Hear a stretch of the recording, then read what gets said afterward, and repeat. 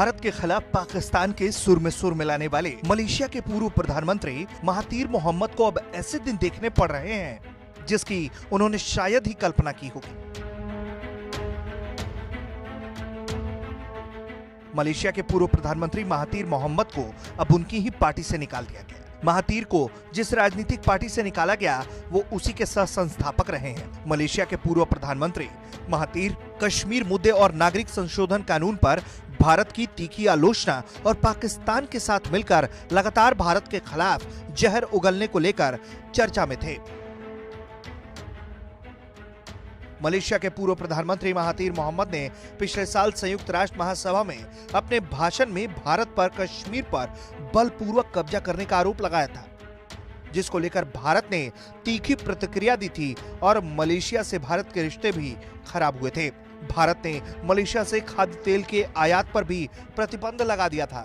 हालांकि मलेशिया में सत्ता बदलने के साथ ही भारत के साथ संबंधों में भी सुधार हुआ। इसी महीने भारत ने मलेशिया से खाद्य तेल का आयात करना शुरू किया है।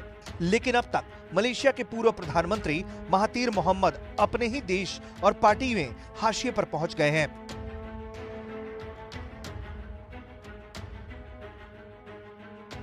United indigenous party of Malaysia ने अपने एक बयान में कहा है कि महातीर की पार्टी की सदस्यता तत्काल प्रभाव से रद्द की जाती है। हालांकि इस घोषणा के पहले ही मलेशिया में मार्च महीने में बड़े राजनीतिक फेरबदल के बाद महातीर की जगह मोहिउद्दीन यासीन प्रधानमंत्री बने थे। मलेशिया 2018 के चुनाव के दौरान मोहिउद्दीन महातीर के साथ आए और उनके साथ गठबंधन में चुनाव जीता।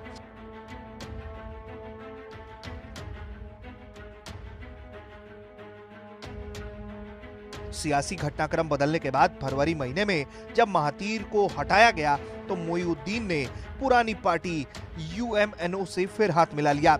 मोहिउद्दीन की सरकार बनने के बाद से ही महातीर विरोध कर रहे हैं।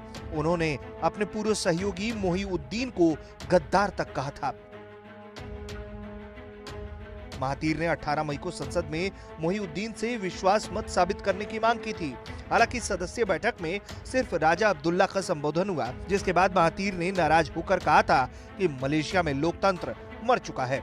ऐसे में पाकिस्तान समर्थक महातीर हाशिए पर जा चुके हैं और मलेशिया की नई सियासत दोबारा भारत के साथ रिश्ते मजबूत करने पर जोर दे रही है।